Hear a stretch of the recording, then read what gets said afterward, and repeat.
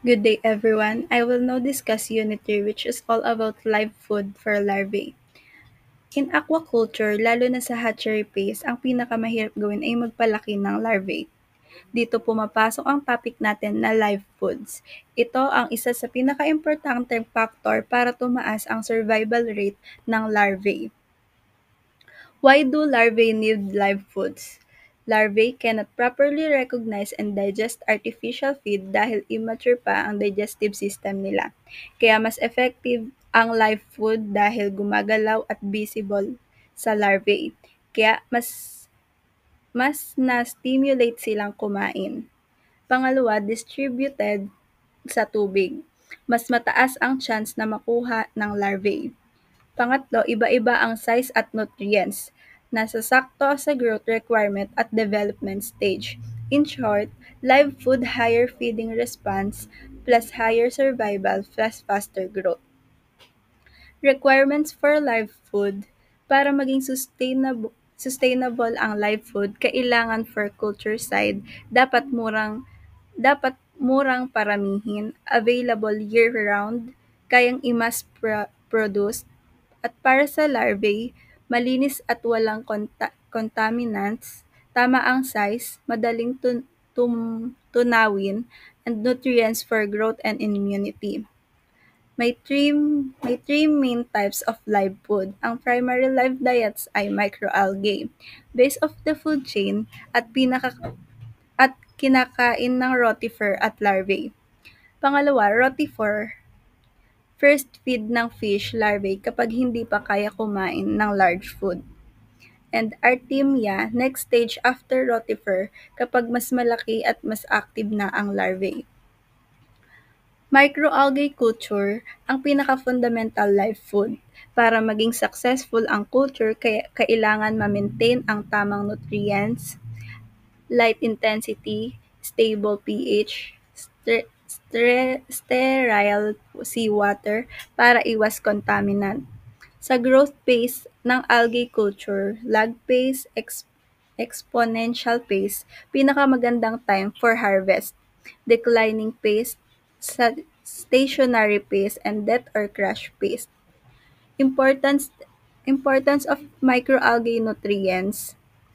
Microalgae provide important nutrients like EPA, DHA, and ARA, needed for brain and body development ng larvae, proteins, vitamins tulad ng vitamin C. Mas maganda ang growth at survival kapag combination of algae species ang pinapakain kaysa one species only. Effect of microalgae in larval tanks. Microalgae do more than feeding, stabilize water quality, produce oxygen, improve visibility, better strike efficient, help control harmful bacteria. Kaya halos lahat ng hatchery sa mundo gumagamit ng microalgae for larvae rearing. Alternatives or replacement to live food. Kung walang live food, pwedeng gumamit ng preserved algae, microencapsulated diets, yeast-based diet. And thank you. Ayun lang po, next reporter. Hi everyone, this is my report unit for nutrition requirements of aquatic animal. Nutrition refers to process by which aquatic animals acquire, digest, absorbs, and utilize food for growth, energy, and repair of damaged tissues. In aquaculture, feed cost accounts for more than 50% of total operating expenses, making proper nutrition essential and profitability. Ito yung nutrition na tumutukoy sa paraan kung paano kumukuha, nagdadigest at gumagamit ng pagkain ang mga isda. Kailangan nila ito para sa paglaki, sa energy, at pag-ayos ng nasirang tissue. Sa aquaculture, mahigit 50% ang gastos ay napupunta sa feed kaya napakahalaga ng tamang nutrisyon.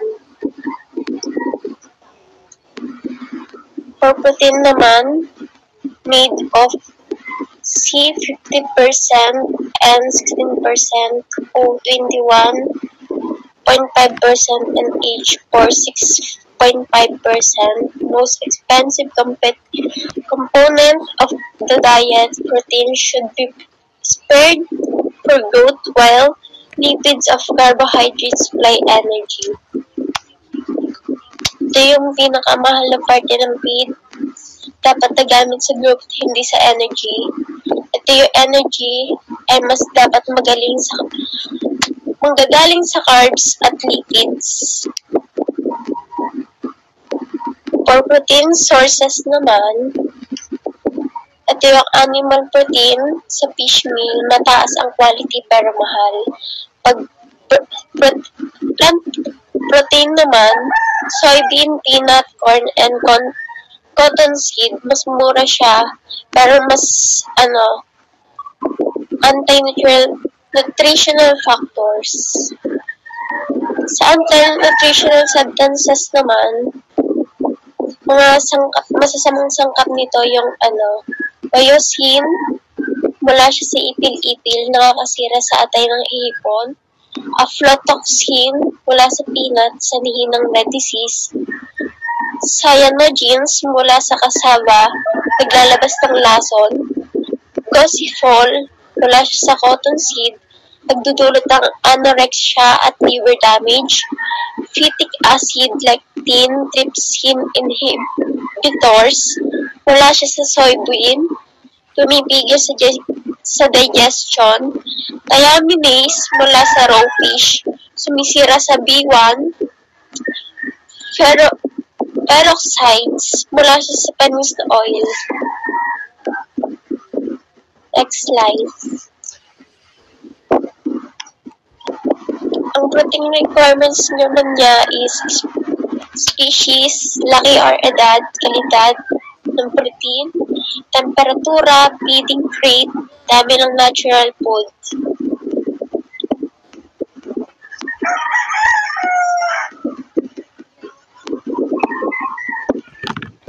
Sa pag-maintain naman ng protein, para siya mabuhay, ang protein para mabuhay lang, hindi para lumaki. B. Carbohydrates. Ito yung pinakamura at pinakamaraming source ng energy. Kabilang dito yung asukal, starch, cellulose. Kaya lang, gamit ng isda na mga 20% carbs lang. Marine fish, kulang sa amylase, kaya hirap tunawin ang carbs. Kinagamit din bilang binder or pellets. C. Lipids. Sa sino tayo?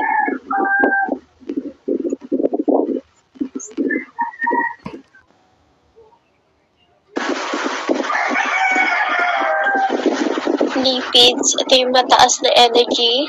Nasa 15% diet, nagbibigay ng energy, essential fatty acid, lecithin, at cholesterol.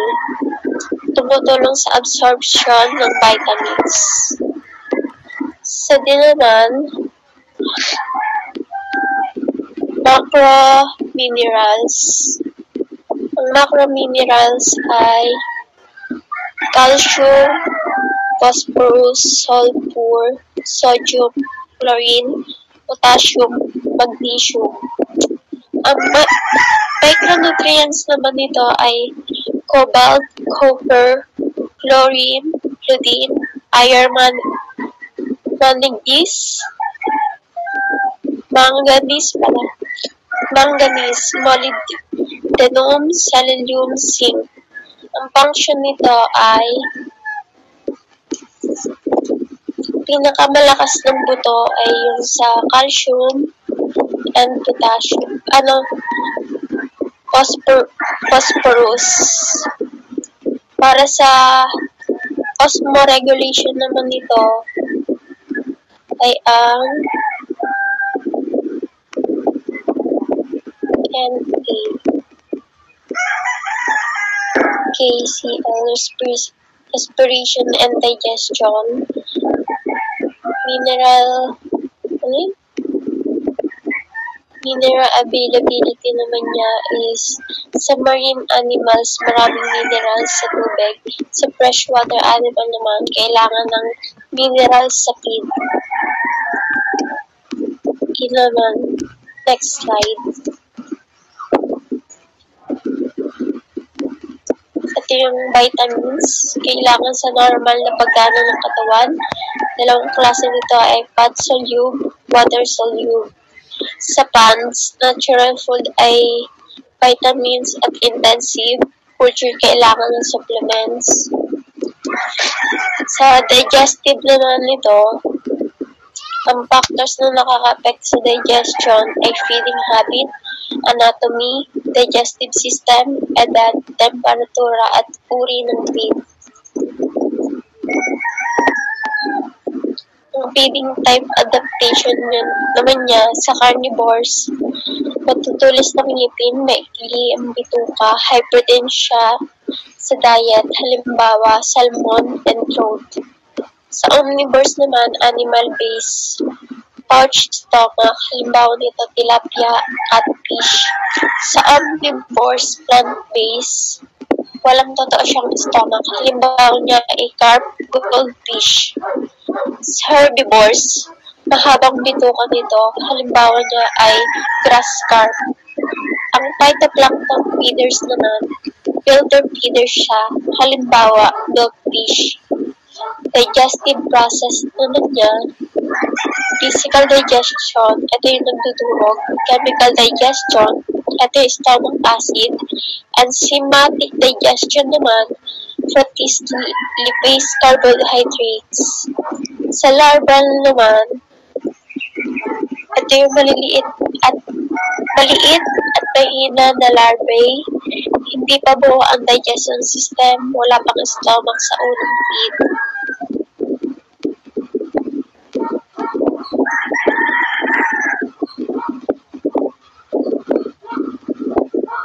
Saan tayo? Digestive enzyme larvae. Example nito ay cookpots, Platypus, Artemia. Next slide. Ang nutrient digestibility niya naman ay ang digestibility, gaano kalaking parte ang natutunaw, sa availability, gaano karami ang na-absorb, bioavailability, kung gaano ang tunay na nagagamit ang katawan. Sa method of measuring digestibility niya naman, ito yung indirect method. Ang pinakagamit ay marker tulad ng chloric oxide.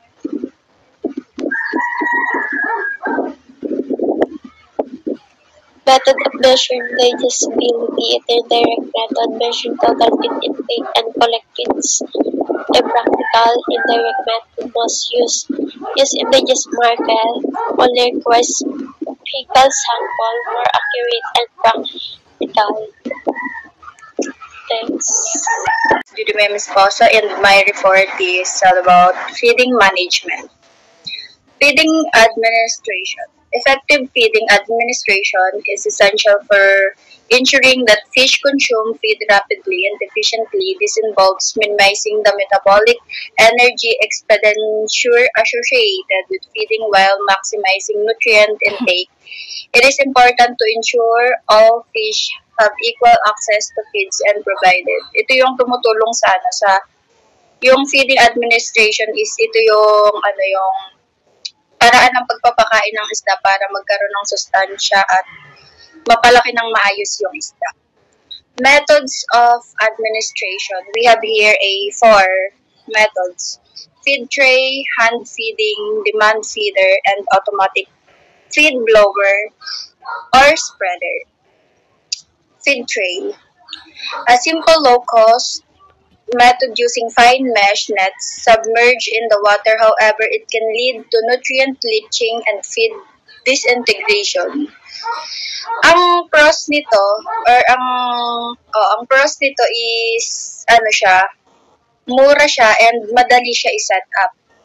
Ang cons naman nito is madali siya matunaw and nawawala agad yung sustansya na yun, nawawala agad yung sustansya. Hand feeding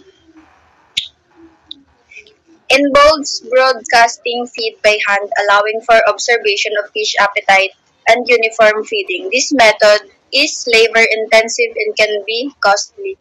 Ito yung isa sa paraan na ginagawa natin sa pagpapakain natin sa ating inaalagaang fish, yung sa tilapia at hand feeding. Ginagamitan lang ng kamay pagpapakain. Demand feeder. A mechanism that releases feed when triggered by fish, making it cost and labor efficient. It requires careful calibration of the fish ratio and is unsuitable for very small fish. Ito naman, itong demand feeder na to is kailangan pa siyang i-set up. So, nagko-consume pa siya ng time para Oo. Pero ang pros nito is nakakatipid. Automatic feed blower or spreader. Electrically powered devices that distribute feed over a wide area. While efficient, they may not reflect the actual appetite of the fish. Conditions for withholding feed.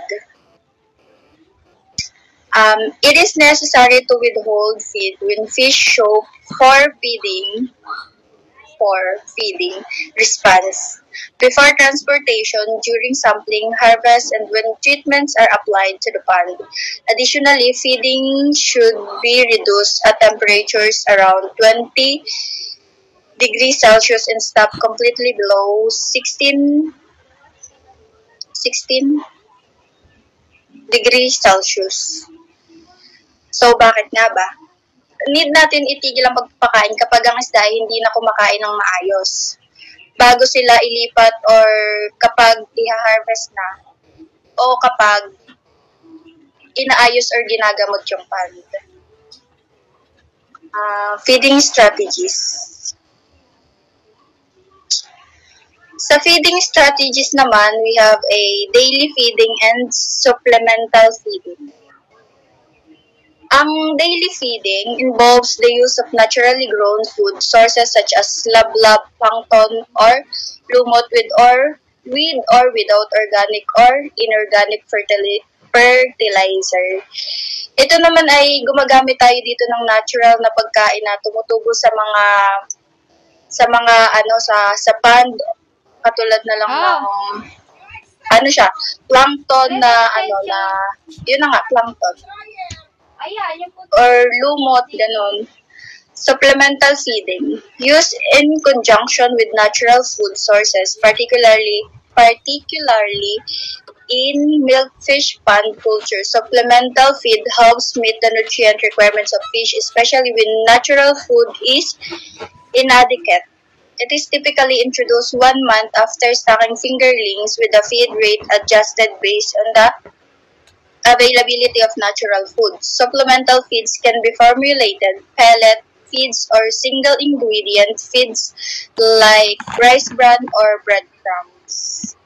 So, ito naman is need natin dito magdagdag ng karagdagang pagkain kapag hindi sapat yung mga natural food dun sa pond. Kailangan natin magdagdag ng supplementary food para makuha nung isda yung tamang nutrients na para sa kanila. Excuse. Feeding frequency. When natural food is scarce, feed 3 times a day at specific intervals, 9 to 10 a.m., 12 to 1 p.m., and 4 to 5 p.m. with varying percentage of the total daily feed. So, ito na nga yung ginagawa natin sa pagpapakain ngayon, dun sa ating inaalagaan. Sa tilapia, magpapakain ng 3 beses sa isang araw na may iba't ibang percent ng kabuuang pagkain sa isang araw. Ang dalas ng pagpapakain ay depende sa laki ng ng isda. Katulad ngayon, yung isda natin is malalaki na sila. So, ang ginagamit nating feeding strategies is ad libitum na. Okay. Feeding strategies. We have here naman ay 1, 2, 3, 4. 4 feeding strategies. Substitution feeding. Feed 100% on day 1, then 67% on day 2, and repeat. Yun lang, paulit-ulit lang ng process. Feeding. Feed today, then do not feed the next day, and repeat. So, ibig sabihin nito, sa unang araw, magpapakain tayo ng fully na 100%. Sa pangalawang araw naman, papakainin lang natin yung inaalagaan natin ng 67% at uulitin lang yung pattern. Ang purpose nitong substitution feeding is para makatipid sa pagkain. Ang ad libitum naman is, ito na nga yung sinabi ko, provide unrestricted feed until satiation. Ito yung feeding na ginagawa natin ngayon kasi nga malaki na yung fish na inaalaga natin. So, pakain lang ng pakain hanggat hindi busog yung isda. Complete feeding details. Employ a sliding feeding scheme like 12, 10, 8, 6 for 3% of fish biomass for economical and profitable results. Ito ay para ng paggamit ng sliding feeding scheme. Halimbawa, yun na nga, 12, 10, 8, 6, or 3% ang biomass ng isda. Ito ay para mas kumita. Papakainin natin ang isla ng 90% ng kanilang satiation hanggang mabusog sa unang 10 araw. And pagkatapos ng 10 araw, pakainin ng 80% ng satiation para sa natitirang araw.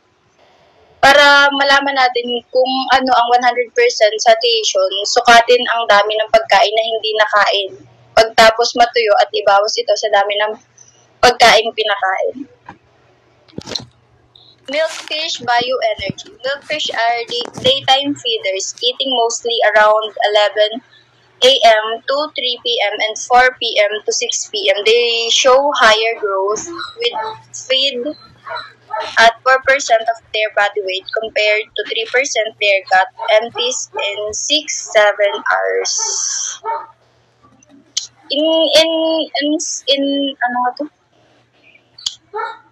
In summary po, in summary, iba-iba ang paraan ng pagpapakain ng isda, katulad ng may paraan ng pagtitipid, may paraan para siguraduhin busog ang isda, at may paraan para siguraduhin kumpleto ang sustansya. And feeding rate.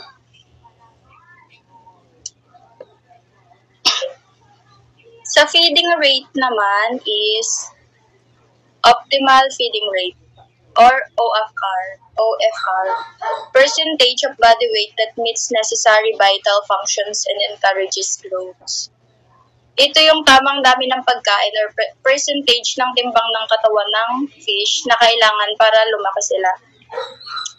Ang maximal feeding rate naman allows the highest growth speed but can lead to waste.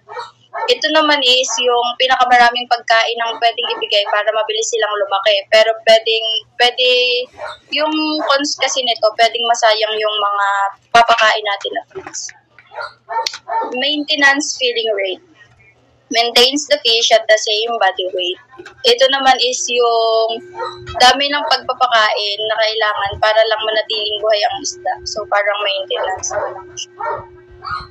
Feeding procedure. One is handle feeds properly.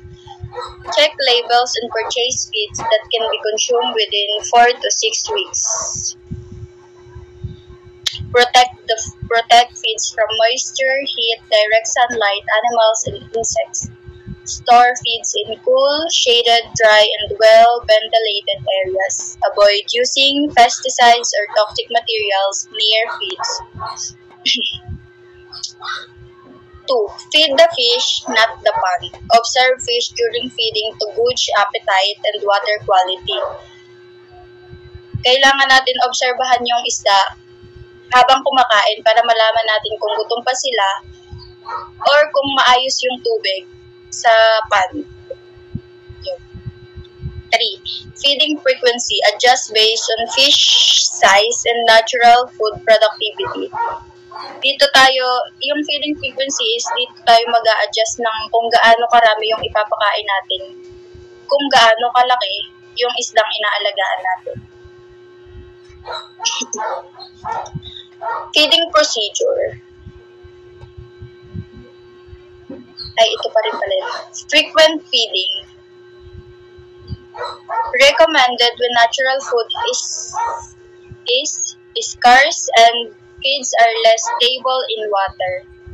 Ito yung nire-recommend kapag kulang ang natural na pagkain at hindi tumatagal ang pagkain sa tubig. Parang ito yung recommended kapag walang lumot or walang plankton yung ponds na pinag-i-stayan ng fish na inaalagaan natin. Increase feeding rate. When natural food production is low. Kapag ka-count ang natural na pagkain, dadagdagan ang dami ng pagkain kada 15 to 30 days based sa bagong timbang ng isda. Parang ito yung 6. Adjust feed size. Use bigger feeds as fish grow, adjusting the daily feeding ration every 15 to 30 days based on new fish biomass. Need natin dito gumamit ng mas malalaking pagkain habang lumalaki ang isda.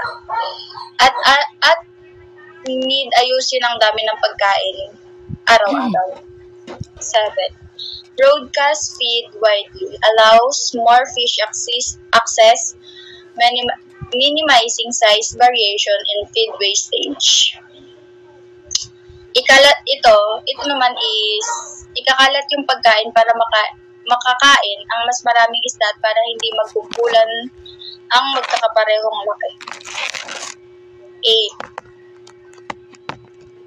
Reduce ration. Reduce by 25% when temperature drops to 25 to 27 degrees Celsius and by 50% when temperature is 21 to 24 degrees Celsius.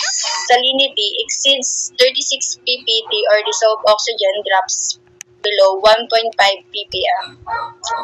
So, babawasan naman ng 25% kapag bumaba ang temperatura sa 25 to 27% at babawasan ng 50% kapag lumagpas ang alat sa 36 ppt o bumaba ang dissolved oxygen sa 1.5 ppm. Use feeding trays. Ideal in shrimp ponds 6 to 8 fish per hectare. Condition fish. Use sounds before feeding. Provide appropriate feed. Ensure feed is suitable for the species and stage of growth. Siguraduhin na ang pagkain ay tama para sa species at stage of growth ng isda. Next. Daily feed allowance. Daily feed allowance. Calculated as total stock times survival rate times average weight of fish times feeding rate. Dito kinukuha ito sa ang halimbawa nito is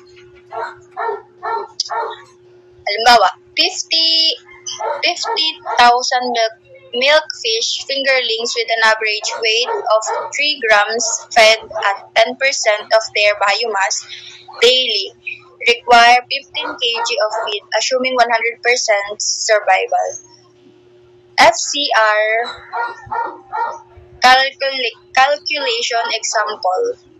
FCR or feed conversion ratio. Ito yung dami ng pagkain na kailangan para mapalaki ng 1 kg ng isda. Given 9,000 fish cultured to 250 grams fish with an FCR of 1.75, the total feed use is calculated as follows. Weight biomass harvest equals 9,000 fish times 250 grams / fish equals 2,250,000 grams equals 2,250 kg. Total feed use equals FCR times weight biomass harvest equals 1.75 times 2,250 kg equals 3,937.5 kg. And percentage share of feed type. So, ito na yung yung kung paano i-compute kasama yung una. Yun lang po. Good afternoon, everyone. Water quality management. An aquifer is a geological formation container, permeable or pore cracks or unconsolidated materials like gravel, sand which store and transmit groundwater. Aquifers are underground layer of rock and sediments that hold groundwater. They are essential sources of fresh water from drinking, irrigation, and industry. Aquifers are typically recharged by precipitation that inbuilt drains the ground and percolates down to the water table. Aquifers and be confined, bounded above the below by impermeable layer or confined to open the surface. Ito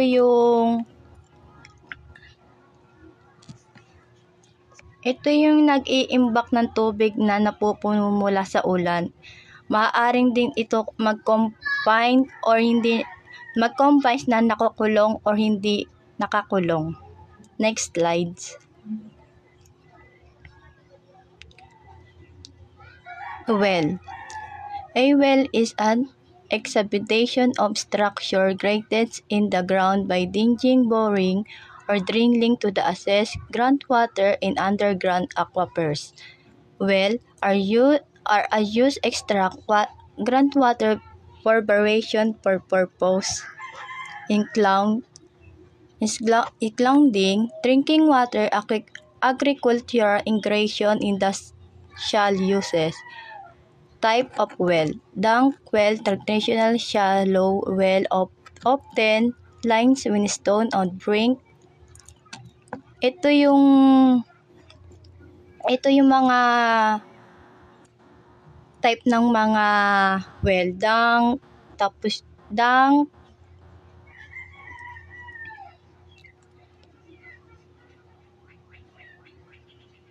yung dunk, casing and at pump. Well components: casing, a paper dance line the well to prevent collapse and containment. Screen, a filter that allow water to enter to the well while keeping out stagnant. Pump, use to filter water from the well to the surface. Ito yung mga pinagkukuhanan ng tubig na nasa ibabaw. Next slides.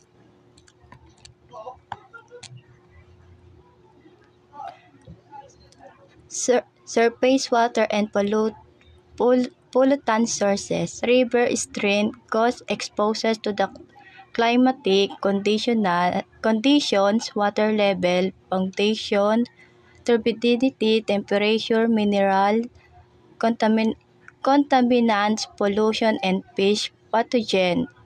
Ito yung river naman, ito yung mataas na dissolve ng oxygen. Malaki din ang dami, ngunit mahawaan din yung mga pollution. Ang pros naman, high dissolved oxygen (DO) concentration, large quantities of water generally free of high level or carbon oxygen. Ito naman yung pagkakaiba ng temperatura sa ibang lalim. Nakakaapekto din to sa pagkuha ng tubig. Lake reservoir. Sanctification in relation to the water. Ang lake naman yung ito din yung pagkakaiba din ng temperatura.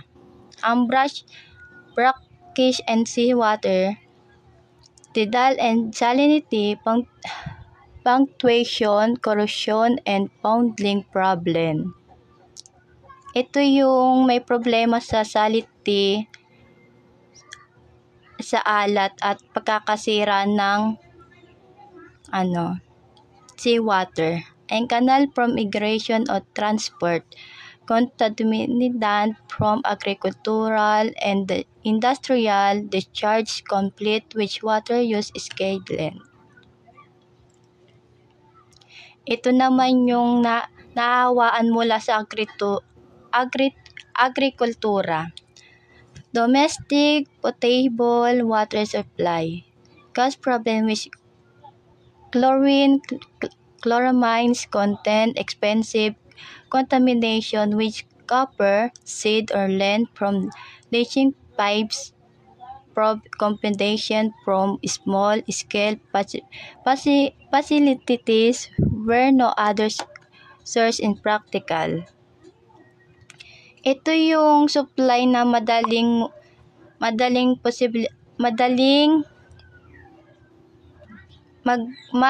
posibilidad ng contamination ng supply ng water. Next slides.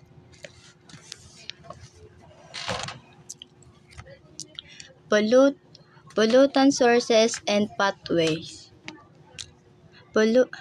Pollutants can be released as gases, dissolved substances, or in particulates from pollution result from point sources or diffuse sources. Ito yung mga nagmumula ng atmosphere o sa mga ibang agrikultura. Pollution from a single outlet, discharge of domestic or industrial wastewater. Atmosphere, combustion of fossil fuel or smelting, wildflowns, soil, violation from agriculture waste disposal, non-atmospheric urban development areas, industrial areas, agricultural areas, natural sources. Ito yung mga nakikitang may iba-ibang problema sa mga agricultural. Next slides po.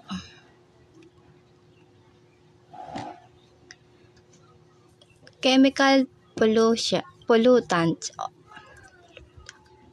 Organics template dissolve oxygen and can be toxic. Inorganic change water, pH, cause toxicity, heavy metals. Insoluble inorganics result in slump deposit. Oil preservates piles and produces stains and color. Physical pollutants undesirable colors from suspended solids and organic extract.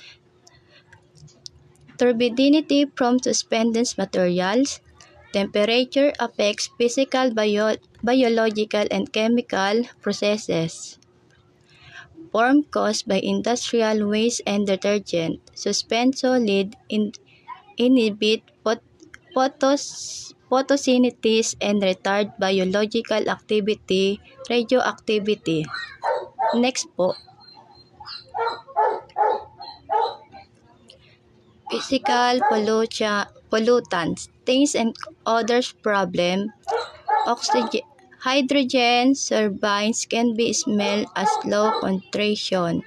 Fish melt and be tainted by tests and other producing materials. Biological pollutants primarily cause disease, bacteria, viruses, protozoans, helminths. Secondary ingredients biological growths, incubation additional of nutrient to water bodies result in effects such as ingredient biological growth. Next po.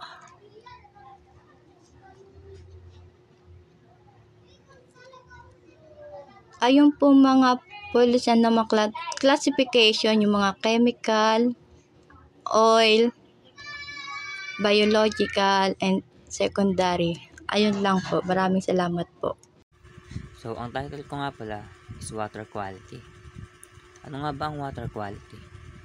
Water quality is paramount in aquaculture, influencing the health, growth, and the survival of aquatic organisms. Among the various water quality parameter, temperature stand out as a critical factor. This report aims to provide detailed overview of significance of temperature in aquaculture, its effect on aquatic life, and the factor influence water temperature. So dito, water properties, their importance. Water possesses unique properties that make it suitable for supporting life. These include chemical inertness. Water stability ensure it does not readily react, and substance providing consistent environment. High heat capacity. Water ability to absorb significant heat without drastic temperature change, help maintain stable aquatic condition. Polarity. Water polarity enables it to dissolve a wide range substance, facilitating nutrient availability. Density. Water density support the aquatic habitats and organism within them. So, paano nga ba pag sinabi nating high capacity or high heat capacity? Ito yung tumutulong para maging stable yung temperature sa tubig. Tubig para sa mga isda at mga halaman. Ang polarity naman, ito yung natutunaw siya na sustansya para makain ng mga halaman at mga hayop sa ating tubig o sa ating aquaculture na inaalagaan. Ang density naman, may sapat siyang bigat na tubig para suportahan ang mga tirahan ng ating mga alagang hayop at halaman. Dahil nga dito, nakakalangoy at nakakagalaw ng maayos ang ating mga alagang isda at ibang mga organismo naninirahan sa ating tubig. Tas yun nga, ang water quality ay kalidad siya ng tubig na pinakamahalaga sa ating aquaculture na nakakaapekto sa kalusugan ng paglaki at kaligtasan ng mga organismo na nasa tubig, kabilang sa iba't ibang mga parameter ng kalidad ng tubig, mga temperatura o mga namumukod-tangi bilang mga kritikal na kadahilanan. Ang ulat na ito ay naglalayon magbigay ng detalyadong pangkalahatang idea patungkol sa temperatura at aquaculture, ang mga epekto nito sa buhay at mga epekto nito sa buhay ng tubig, ang mga kadahilan ng maimpluwensya sa temperatura ng tubig. So ayun nga, malinaw naman dito na kailangan talaga nating ingatan ang kalidad ng ating tubig, lalo na sa ating pond. Dahil kung hindi natin aagapan ito, maaari itong makaapekto sa ating mga alagang isda. So dito naman tayo sa temperature. The relatively high boiling point and low freezing point of water allows it to exist as a liquid across a broad temperature range, making it ideal and medium for life. So ano nga ba pag sinabi nating temperature? Ito ay isang mahalagang bagay pagdating sa ating aquaculture. Ang temperatura ay masasabing pinakamahalagang pisikal na bagay pagdating sa aquaculture o pag-aalaga natin ng mga isda at iba pang mga lamang dagat. Direkta nitong naapektuhan ang mga metabolic rate, bilis ng pagproseso o enerhiya sa katawan. Yung mabilis nilang paglaki, mabilis nilang pagpaparami at pangkalahatang kalusugan ng mga organismong nasa tubig. Tapos dito naman tayo sa measure of temperature. Karaniwan siyang sinusukat ang temperatura gamit ang mga instrumento katulad ng mercurial thermometer. Ano nga ba ito? Ito ay isang uri ng tradisyonal na thermometer na may mercury. Paano nga ba siya gumagana? Sa loob ng thermometer ay may mercury na nasa isang maliit na tubo na gawa sa glass. Kapag tumaas ang temperatura, ang mercury ay lumalawak at umaakyat sa tubo. May mga marka siya ng glass na nagpapakita ng temperatura. At meron din tayong tinatawag na yellow spring instrument o YSI. Isang uri siya ng instrument para sukatin ang kalidad ng ating tubig. Ito naman tayo sa temperature tolerance. Napakahalagang panatilihing stable ang temperatura ng tubig upang maging maayos ang ating mga alagang isda. At biglang pagbabago ng temperatura mula 5 degrees Celsius o higit pa ay maaaring maging dahilan ng stress o maging sanhi ng kamatayan ng mga organismo sa tubig, dagat. Kaya dapat natin itong ma-maintain lalo sa ating pag-aquaculture. So dito naman tayo sa water column stability. Temperature gradients can create thermal satisfaction in water column, affected nutrient distribution and overall habitat structure, growth and reproduction. Optimal growth rate and reproductive success are typically achieved within a specific temperature range. For example, fish growth accelerate the high survival rate at an ideal range in 27 to 29 degrees Celsius. Spawning and hatching time can also influence by temperature, with higher temperature within the deal range. Example, 29 to 31 degrees Celsius for tilapia, potentially hastening these processes. Ang water column stability. Ito yung katatagan ng water column. Ang pagkakaiba ng temperatura or temperature gradient ay maaaring magdulot ng thermal stratification sa water column. Ang thermal stratification ay nangyayari na ang tubig ay nagkakaroon ng iba't ibang layers o patong na may pagkakaibang temperatura na apektuhan niya ang pamamahagi ng sustansya, nutrient o distribution at mga pangkalahatang struktura na naninirahan o habitat structure ng mga organismo sa tubig. Ang growth reproduction naman, ito yung paglaki o pagpaparami. Ang pinakamagandang paglaki o pagpaparami ay karaniwang nakakamit natin sa loob na tiyak na bagay o temperatura o temperature range. Halimbawa, ang paglaki ng isda ay bumibilis na may taas na survival rate na may 27 to 29 degrees Celsius.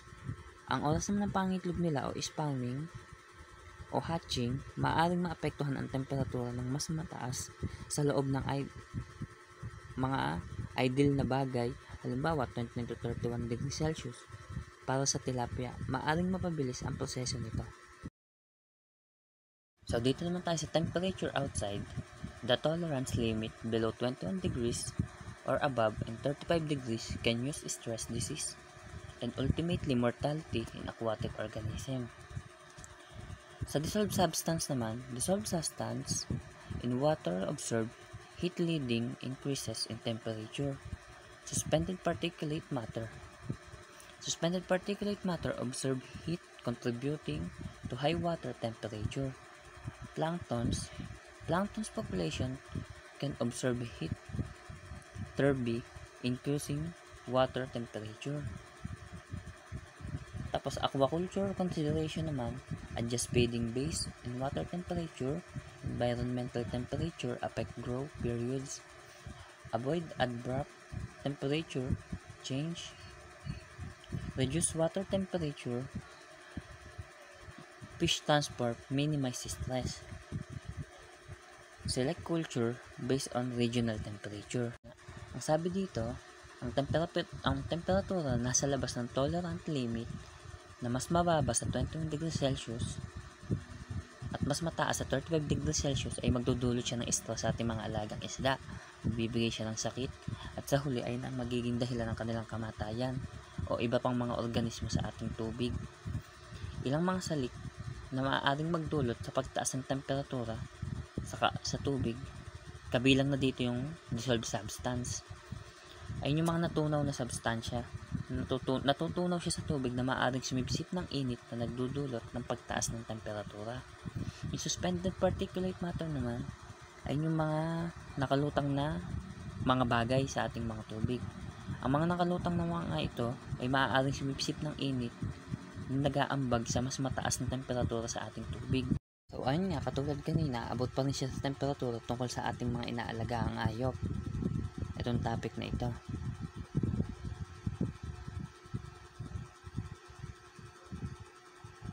So, sinasabi nga dito na ang katangian daw ng ectonormy ay karamihan na inaalagaan ng mga organismo sa tubig na ectonomiko. Na ang ibig sabihin, umaasa sila sa mga panlabas na pinagmumulan upang isaayos ang temperatura sa katawan.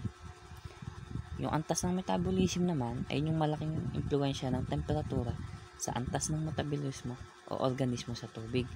Karaniwan siyang pinapataas ng mas mataas na temperatura, antas o metabolismo na humahantong sa pagtaas o bilis ng kanilang paghinga.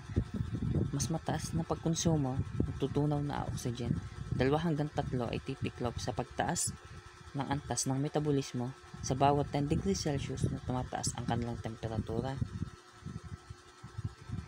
Tapos sa pagkatunaw naman ng gas, nakaka-apekto sa temperatura o pagkatunaw ng gas sa tubig, particular na bumababa ang pagkatunaw ng oxygen na tumataas na temperatura na maaaring humantong sa stress sa oxygen ng organismo sa ating tubig. Salinity. Salinity measures the total dissolved salt water, grams, and salt per kilogram water.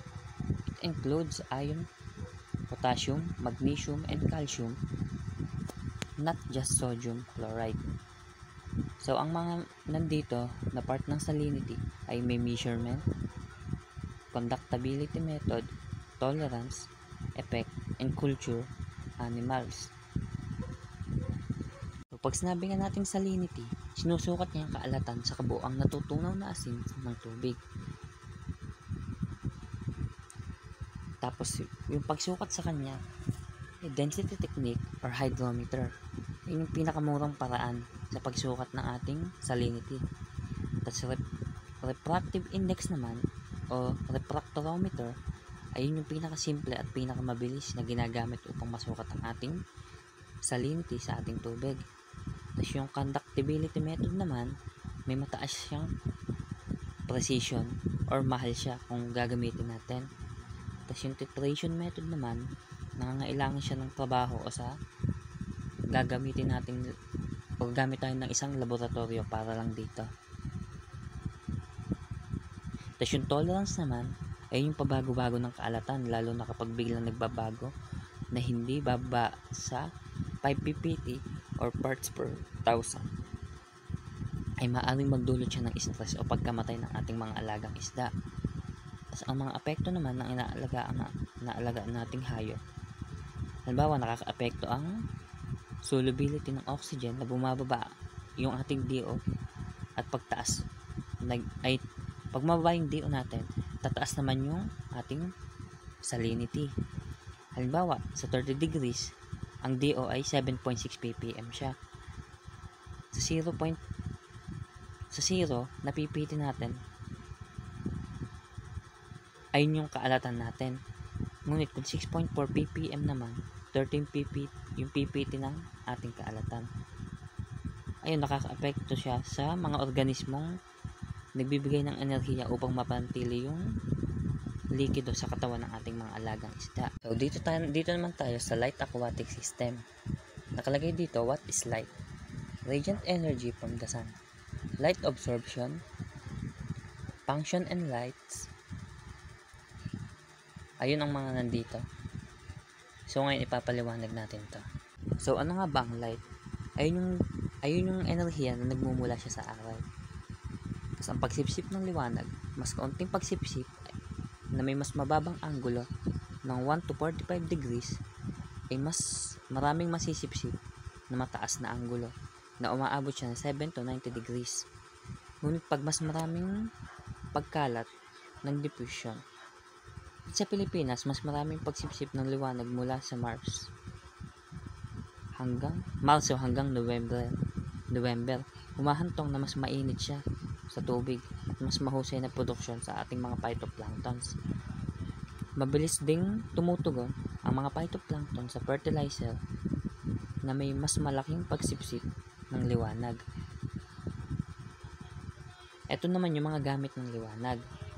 Ay yung nagbibigay siya ng energy sa mga pangunahing pagiging produktibo ng mga photosynthesis. Nagbibigay liwanag siya sa madidilim para makita ang mga hayop at mga tubig, mga hayop sa tubig at mga pagkain. Tinutukoy din ang pagkakaroon ng pagkain. Nakakaapekto sa kulay ng mga hayop sa tubig. Nagtitrigger din siya at nagdidirekta ng paggalaw sa hayop. At ito naman yung mga impluensya ng pagsipsip ng liwanag. Ay yung mga natunaw na sustansya, mga suspended solids, and particularly matter, at saka mga planktons. Dito naman tayo sa turbidity.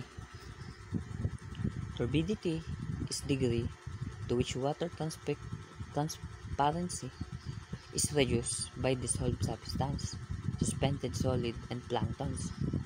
Effects, measurement, Secchi-disk, weighing balance, tolerance, ideal disk.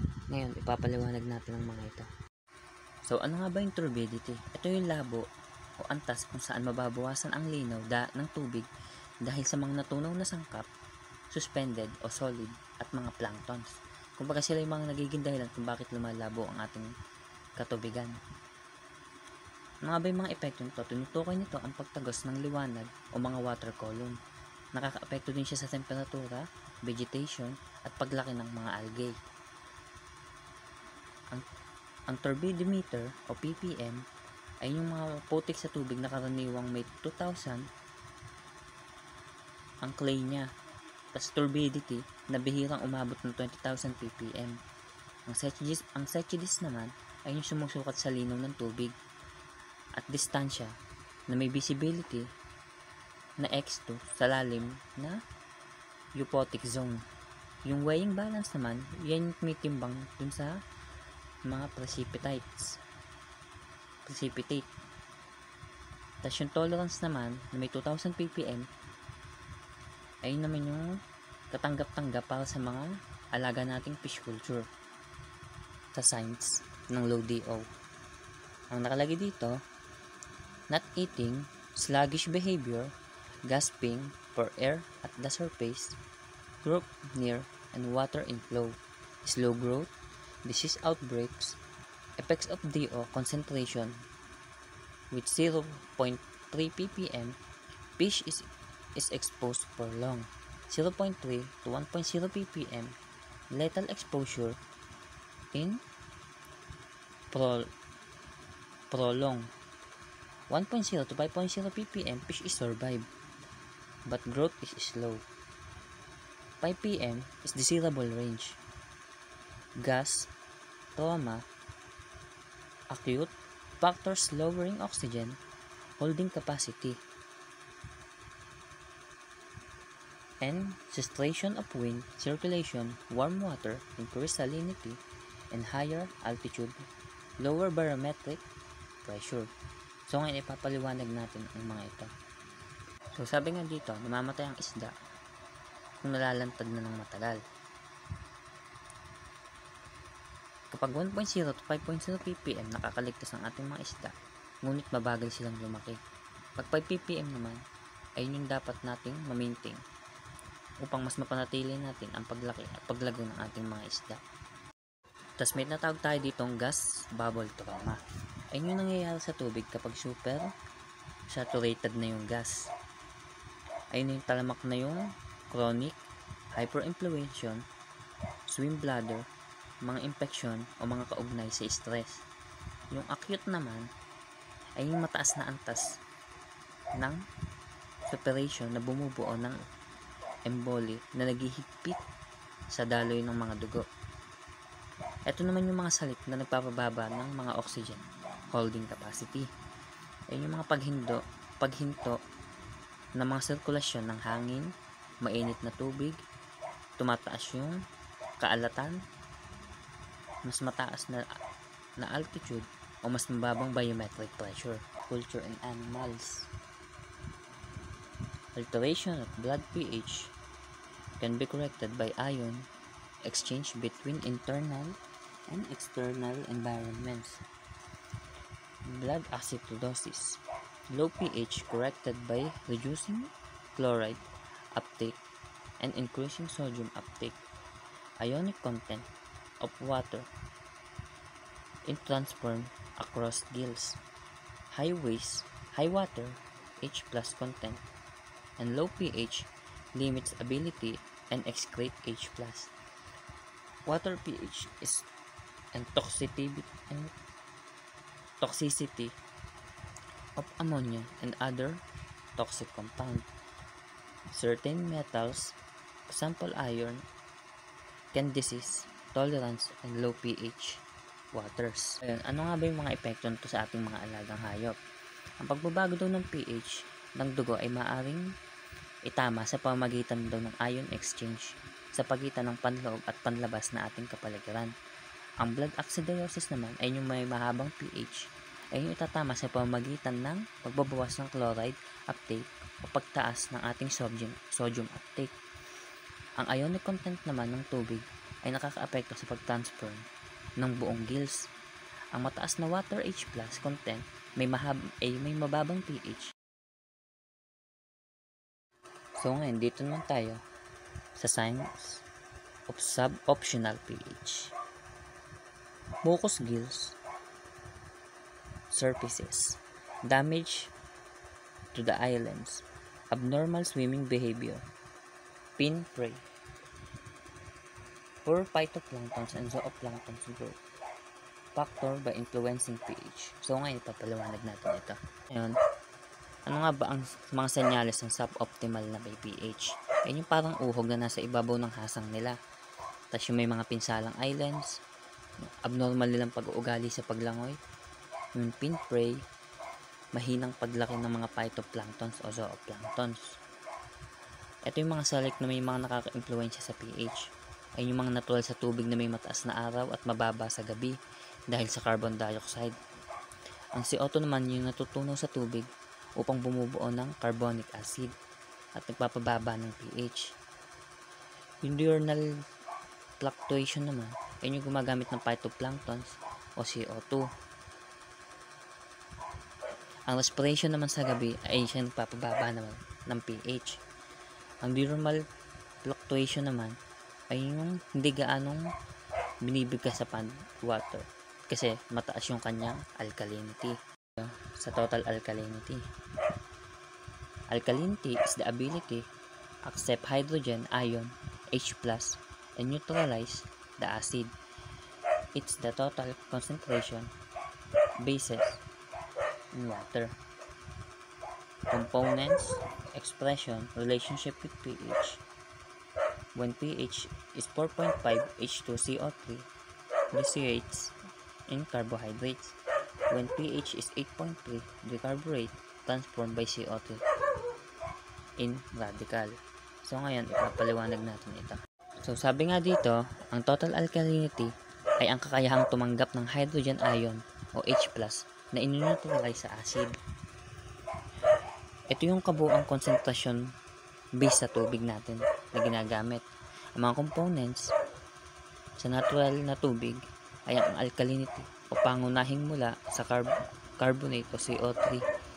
Ang bicarbonate ay HCO3 ions.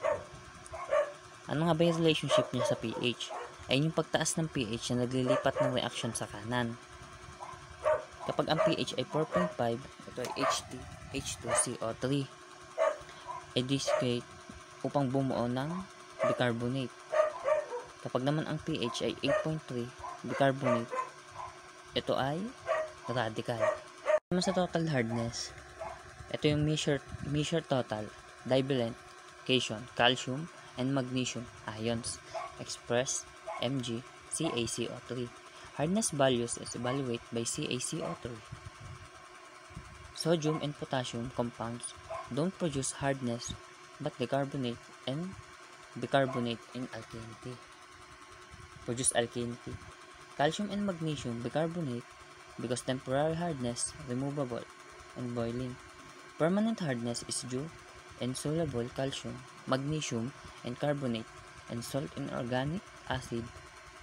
Measurement, identification, and hard water without testing. So ngayon, ipapaliwanag natin mga ito. So dito sa total hardness, susukatin natin yung total ng divalent cation, calcium, magnesium, and ion upang ipahayag natin ang CaCO3. Ang mga halaga ng total hardness ay katumbas ng CaCO3. Ang mga sodium at potassium compound ay hindi nagpo-produce ng hardness. Ngunit sa kanilang carbonate at bicarbonate, nagpo-produce ito ng alkalinity. Ang calcium at magnesium at bicarbonate ay nagdudulot ng pansamantalang hardness na naalis sa pamamagitan ng pagpapakulo o mainit na tubig.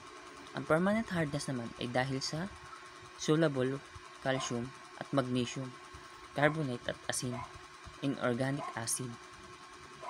Sa pagsukat naman ng hardness, sa pamamagitan ng titration, may mga indikasyon ng hard water nang walang pagsubok. Ay may mga puting linya sa dingding na kung saan bumababa ang water level. Matagal bago ang sabon at hindi matatanggal siya. Para siyang bulang matigas na hindi siya basta-basta natatanggal. Ganun. Yun lang po. Maraming salamat.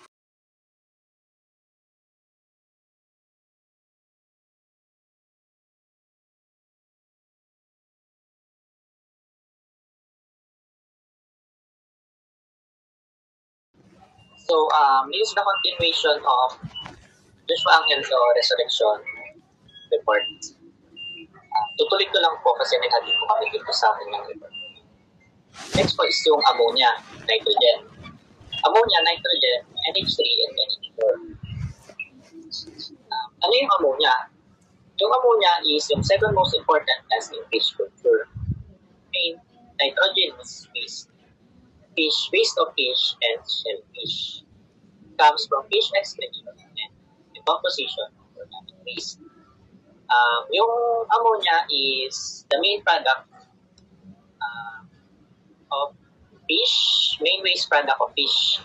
Nire-release nila to sa kanilang gills, sa kanilang pag-urine and kanilang dumi. So, nagpo-form din yung ammonia when yung dead plants, animals, algae, and uneaten food is nag-breakdown or nabulok dun sa tubig. Yung form naman ng ammonia is yung NH3 is yung toxic and then NH4 is yung non-toxic. Then yung safe level naman ng ammonia is 0.1 ppm. So NH3 is yung 0.1 ppm and then NH4 is yung 1.5 ppm. Total ammonia is 1 hanggang 2.5 ppm. And then yung pwedeng apekto naman sa isda ammonia is yung pag-irritate sa kanilang gills, eyes, and fins. At pwede rin mag-enter ito sa kanilang bloodstream, pwedeng makadamage din ang kanilang organs, na pwedeng mahirapan mag-carry ng oxygen, kaya nahihirapang huminga yung mga fish, kaya nag-gasp sila sa surface ng water. So, bakit naman nag-increase yung ammonia? Yung una is yung overfeeding. Sobrang pagkakain. Next is yung facial crash or pagkabulok ng mga lumot. Next is yung high protein feed, high pH, then yung high temperature din. So, decrease factors nito is yung ideal uptake, nitrifications, low feeding, and cold season. So, paano naman siya manage? Siyempre, una is yung reduce feed. Tamang pagkakain lang dapat. Then, pwedeng magdagdag ng aerations para sa kanilang stored oxygen. Siyempre, kailangan din proper stocking density. And then, biofilters.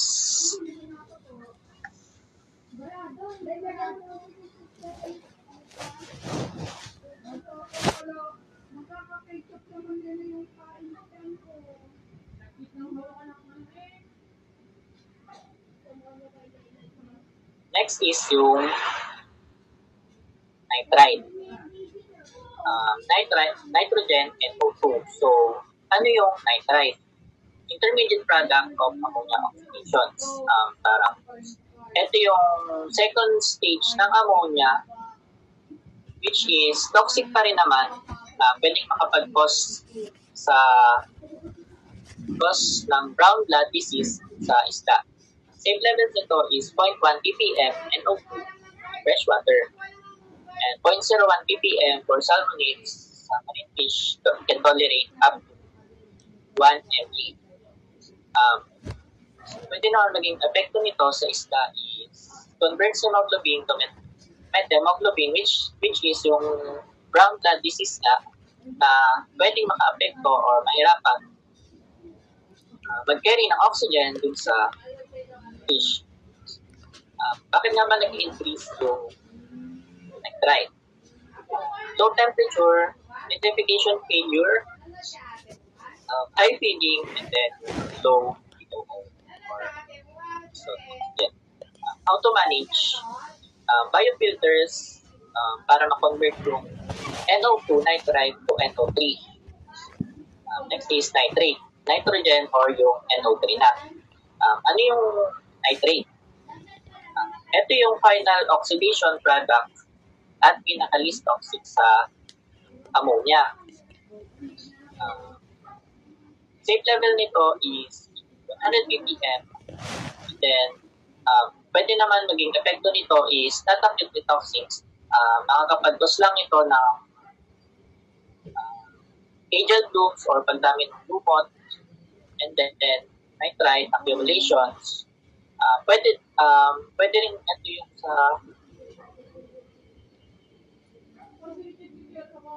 pwede rin makapag long-term stress dun sa mga fish. Source of diseases nito, fertilizers, agricultural runoff, industrial waste, accumulations, and circulating system.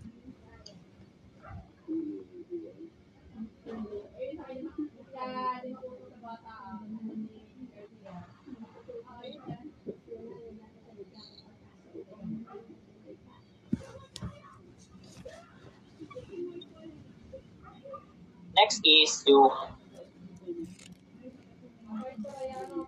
carbon dioxide, CO2. Ano yung carbon dioxide?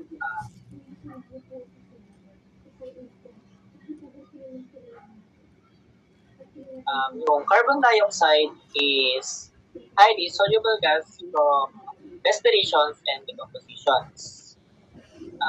Dito, ito yung sa pag-breathe ng fish or ng kung ano mang organisms na nandun. Pwede rin dun sa mga, sa decompositions. Safe level naman ito is 10 mg if DO is high.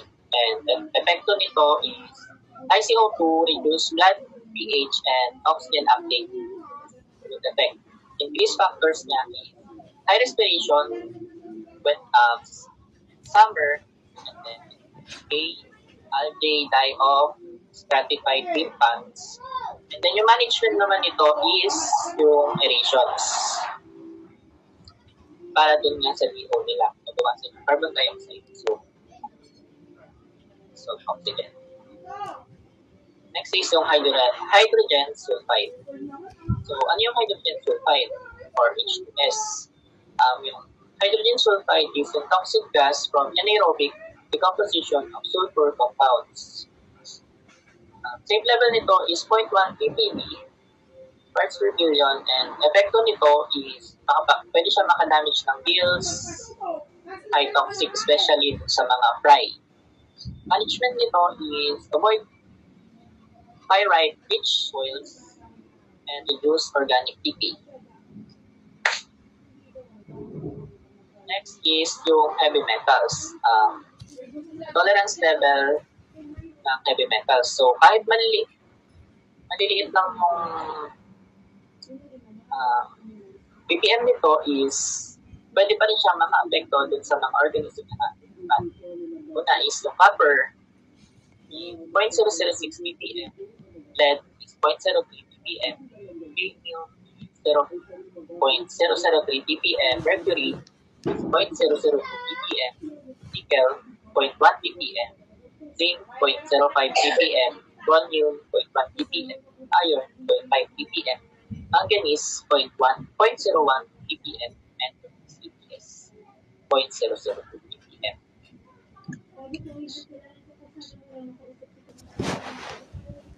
So, ito naman yung report ko sa water management. Water management is important in aquaculture because it keeps the water clean and safe for aquatic animals, and it helps remove waste, maintain oxygen levels, and support the growth and survival of fish and cultured species. Classifications of water management system. Una is yung use of erasers. Yung erasers is makakatulong siya dun sa tubig para makapagdagdag ng oxygen dun sa tubig, which is yung dissolved oxygen. Yung benefits nito is vertical mixing brings oxygen to the pan bottom. Minimix na yung water from top to the bottom, top hanggang sa ilalim ng tubig para mahalo yung dissolved oxygen or makadagdag sa dissolved oxygen. Next is yung makakatulong sa mga shrimp and fish sa paghinga, then speeds up waste breakdown, then prevents harmful gas build-up and helps plankton growth para sa kanilang natural food. Next is yung traditional open system. Dito naman is ito yung pinaka-basic and most common pan system. So, water change at the start para sa plankton na sa kanilang food. And then, mag-change lang ng water is after 4 to 6 weeks para remove yung waste at magdagdag ng tubig or magpalit. And then, 10 to 30% naman yung water exchange during culture, especially sa spring tides. And then, proper feeding and stocking are important for clean water.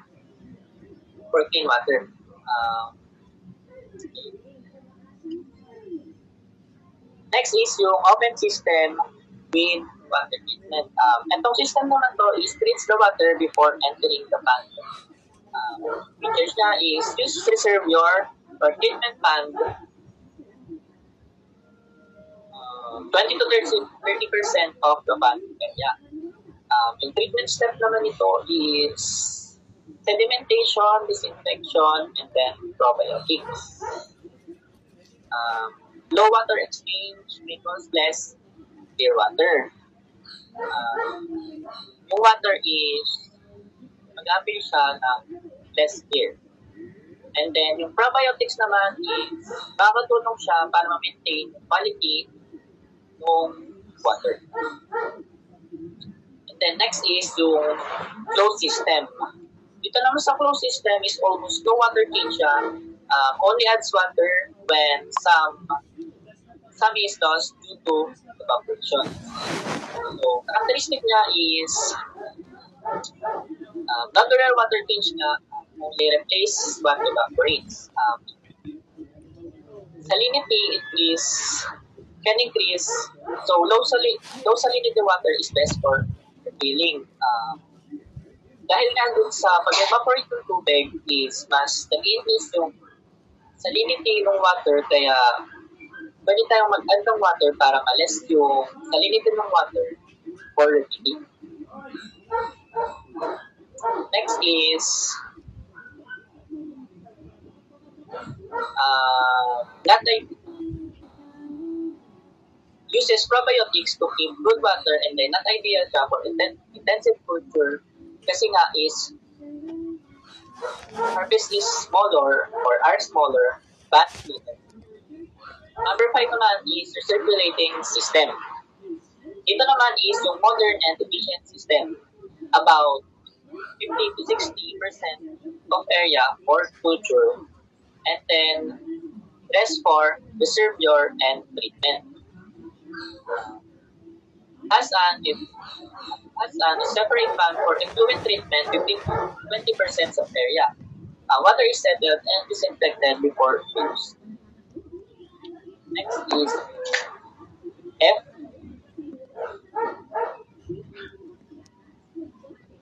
Effluent treatment. So, ano yung effluent treatment? Ito yung effluent treatment is dirty water. Yung effluent is dirty water na galing dun sa pan. And then,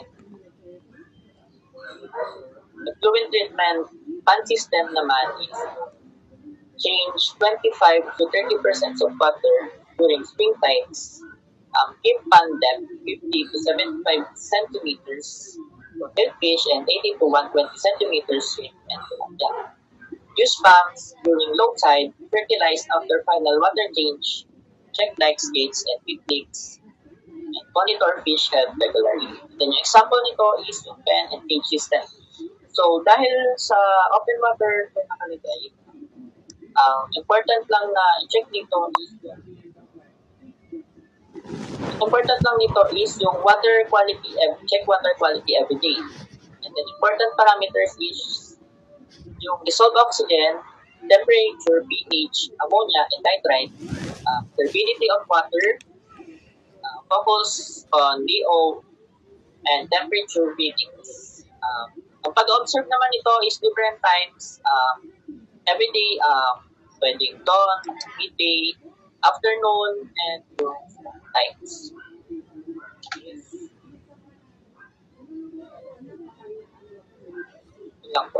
Thank you. Good afternoon, everyone. I am Maria Alisa Nicole S. Bertuso.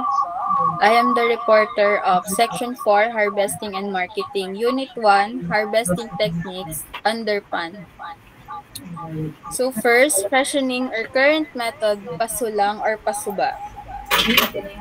This method involves allowing fresh water to enter the pad slowly while letting the older water with fish flow out through the outlet. So, ang purpose niya is the current or flowing water encourage the fish to swim toward the outlet where they can be easily caught. And next is draining method. The pond is completely or partially drained of water to concentrate the fish in one area. So, usually, near outlet or harvesting pit siya. So, it makes easier to collect all the fish using nets or by hand. And next is the bamboo screening method. So, bamboo screening or filter, locally called saplad or salang, is placed at the pond's outlet gate to prevent fish from escaping while draining the water. So, purpose niya, nakakatulong siya na matrap yung fish or ma-separate siya from flowing water during harvest. And next is seining method. This involves using a seine net. a long net with floats on top with weights at the bottom that is dragged or pulled across the pond to catch fish. Next is gill netting method. A gill net is set in the pond where fish swim into it and get caught by their gills. So purpose niya is captures fish selectively based on size depending on the mesh size of the net.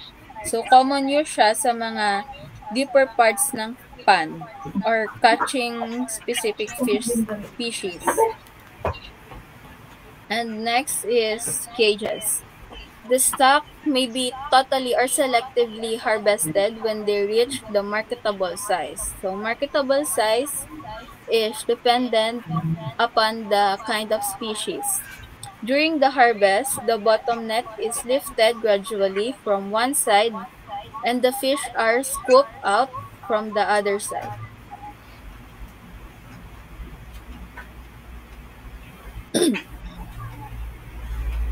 So example dito is tilapia. Tilapia raised in floating cages can be harvested when they reach about 200 to 50 grams in each. The bottom net of the cage is lifted slowly. And workers scoop the tilapia into containers for sorting and selling.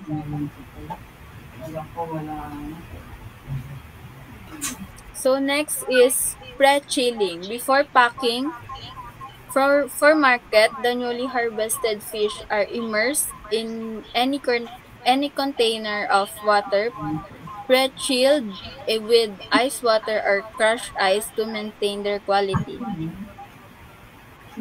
So dito, ma-maintain yung freshness and quality of newly harvested fish before market transport. Fish are newly cooled in ice water to slowly down spoilage. About 450 kilograms of ice is used per ton of fish for long trips. With smaller amounts of lighter loads, bangus or finfish are chilled for 1 to 3 hours. For export products like shrimp and they are either frozen or cooled. So next is Unit 2. Unit 2, Section 4, Harvesting and Marketing. Unit 2, Production and Yield. Production refers to the total amount of output like total weight of number of fish produced from a whole culture system, no matter its size. So yield is, on the other hand, measures how much output is produced per unit area. So example niya is per hectare or square meters. So the passage also mentions that records per yield per year or per hectare per crop for milkfish were collected under different management techniques. So comparing to the traditional low density and high density culture system to see which produces more fish per area. Go. Yield, on the other hand, measures how much output is produced per unit area. For example, per hectare or per square meter. The passage also mentions that records of yield per hectare per crop for milkfish were collected under different management techniques. So comparing to the traditional low density and high density culture system to see which produces more fish per area. So next is Unit 3 Marketing. Ang pangunahing layunin ng isang negosyo ay kumita, nakukuha ang tubo sa pamamagitan ng paghahambing ng kinita mula sa binenta at kabuuang gastos sa production. So first is investment. Larger projects benefits from economies of scale and have lower cost per unit produced. So example niya is cage culture has lower initial cost but shorter depreciation. So 5 to 6 years lang yung itinatagal niya kaysa sa pond na 15 to 20 years. So sa production cost naman is yung feeds. 50 to 70% pinakamalaking bahagi ng gastos sa pagpapakain. And sa labor, we have 10 to 12% sahod ng mga manggagawa. And depreciation is 12 to 15% pagkawala ng value ng mga gamit or equipment sa pagdaan ng panahon. And overhead is 10% gastos sa consumables tulad ng chemicals at iba pang operational expenses. And lastly is the repairs and maintenance. We have 5% para sa pagkukumpuni or pag-aayos sa mga kagamitan na ating ginagamit sa pan. Good day, Sir Dalma. My name is Marife Vilatuga at ng aking re-report ay Section 4, Harvesting and Marketing, Unit 3, Marketing. Parameters that have to be considered within the financial production allow 18-24 months of operation before income. So dito po ay ang financial projection in aquaculture is important to determine if the business can sustain operations and become profitable.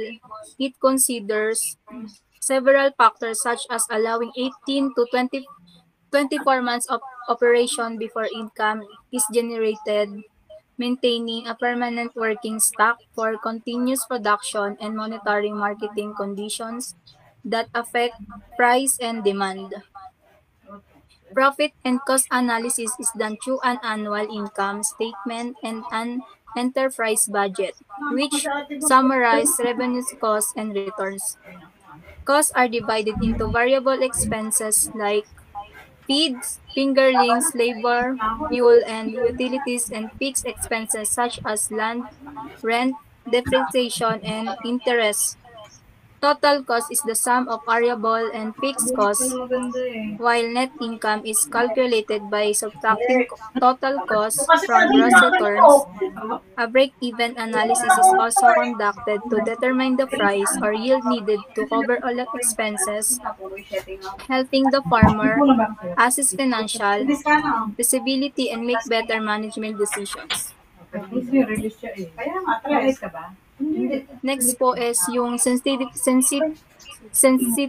analysis test, how change in key variables.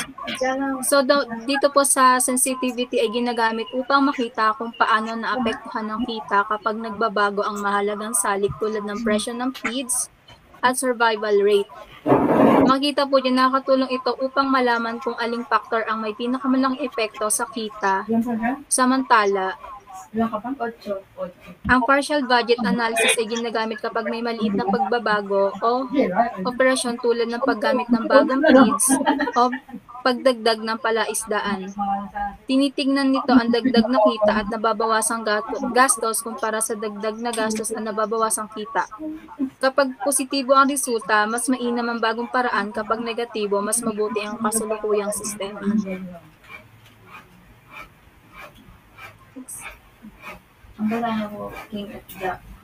And lastly, ito po yung investment analysis. Ang investment analysis ay ginagamit upang malaman kung ang isang long-term na proyekto ay kapakapakinabang at sulit gastusan. Katulad po ng payback period, investment, sinusukat kung gaano katagal ang mababawi ang puhunan, mas malaki, mas maganda.